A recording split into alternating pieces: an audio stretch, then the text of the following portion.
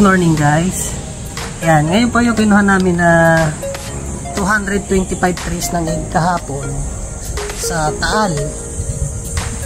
At dito po sa isa naming farm na nakita. So, didistribute ko na po sa aming regular customer. So, ito po ay 100 trees. Tapos kung Pinoy yung nasa likod. Hindi na po kita kung anong upuan. So, samahan niyo po ako ihatid dun sa regular customer namin ngayon. Kilala niyo na rin po sila. At yun po, tuloy-tuloy ang kanilang pagsuporta sa aming negosyo. At sana madagdagan pa ito.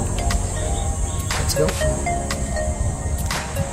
So yun guys, no, nandito na tayo sa regular customer namin na aking sinasabi. Ngayon po, ibababa na po namin. Nakakuha lang po ng plastic tray pang sapin sa ilalim para hindi siya ganun kalambot buhatin. Kasi yung plastic makunat yun. So ito po yun. Kilala nyo na po ito. Waiting na po tayo. So yun guys, nabababa na namin. Good morning mga wasyap, mga idol. Nandito po ngayon tayo at bababa po tayo ngayon ng itlog. Deliver po ng aking kapatid. Naubusan po ng supply. Naubusan po.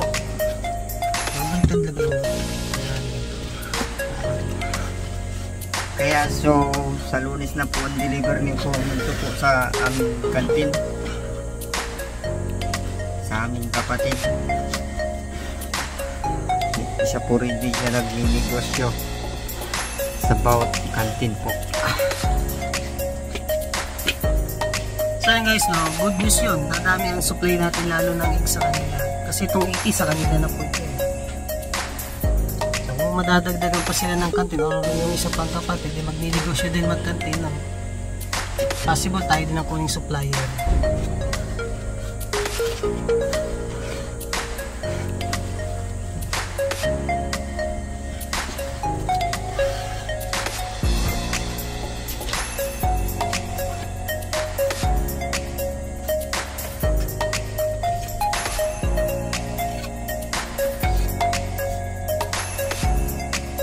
Sana magtuloy-tuloy po itong ating negosyo, mga bawat produkto natin kung sinusupply, no, madagdagan sana at marami pa tayong maging customer.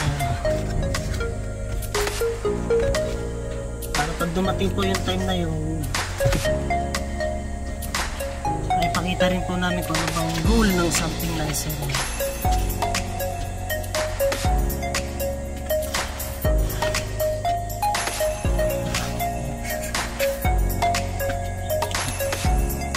Yan guys, no, 2 layers na lang ng ating egg.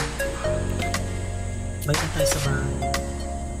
So nagpapasalamat po ulit ako sa inyo sa pagsubaybay, pagsuporta. Ay sa malaking bagay na po sa inyo, panoorin niyo po yung aking video. Dagdag views din po kasi sila. Doon pa lang po nagpapasalamat na po sa inyo mga viewers, especially subscribers. Maraming salamat po sa inyo.